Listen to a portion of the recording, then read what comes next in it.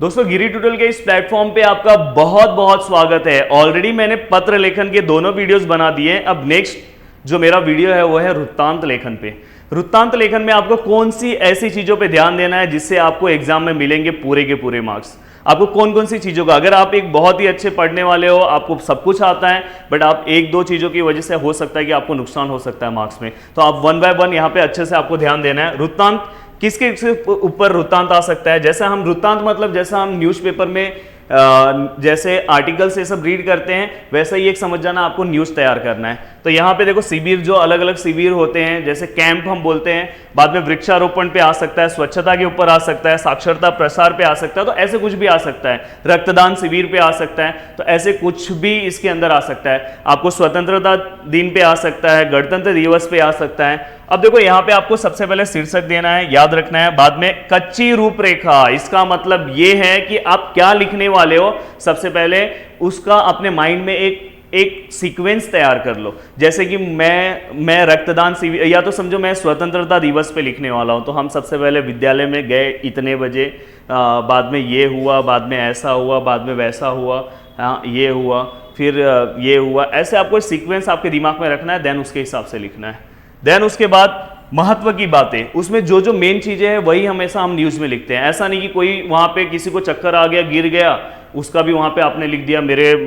यहाँ पे मेरे विद्यालय में हम लोग लाइन में, मतलब हम लोग कतार में खड़े थे और अचानक से दो बच्चों को चक्कर आ गया, ये हो गया, फिर हम लोग सब लोग क्लास में गए, ऐसा ये सब नहीं लिखना है। जो महत्व की बातें वो लिखना है।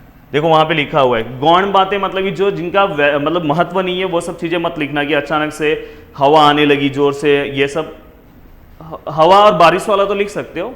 देन एक सूत्रता मतलब कि जो आप लिख रहे हो उसमें तालमेल होना चाहिए, कंटिन्यूटी मेंटेन होनी चाहिए। पता चला कि इसके बाद ये लगना चाहिए कि सच में ऐसा है, नहीं तो आपने लिखा कि हम गए और फिर ये हुआ, हम आ भी गए, तो ऐसा, या हम आ गए, तो पहला आप गए फिर कब, तो ये आपका एक सूत्रता उसमें दिखनी चाहिए।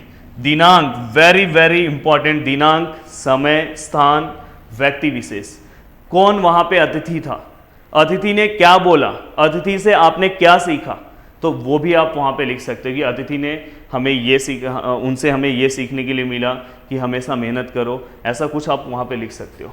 तो दोस्तों एक हम यहाँ पे एग्जाम्पल के तौर पे हमने वृत्तांत का लिया है। देखो यहाँ पे लिखा है महात्मा गांधी स्मारक इंटर कॉलेज रत्नागिरी में 5 सितंबर को मनाए गए शिक्षक दिवस समारोह का 70 से 80 शब्दों में वृत्तांत लिखिए। अब ये चीज याद रखना कि अगर 5 सितंबर को अगर वहां पे प्रोग्राम हुआ तो आप 6 तारीख को लिखोगे, ठीक है। तो इसलिए देखो यहाँ पे देखो 6 तारीख लिखा हुआ है। और एक और चीज मैं यहाँ पे बता दूं, यहाँ पे तो आपने लिखा, इसका हेडिंग डाला, इसका मार्क्स है। यहाँ पे जो चीजें लिखी गई है थोड़ा सा इसमें प्रॉब्लम है, आप डायरेक्ट यहाँ से स्टार्ट कर दो, यहाँ से ही आप लिखना स्टार्ट कर दो। और ये समझ जाना आपके पैसेज का स्टार्टिंग है, थोड़ा सा यहाँ गैप देके आपको स्टार्ट करना है।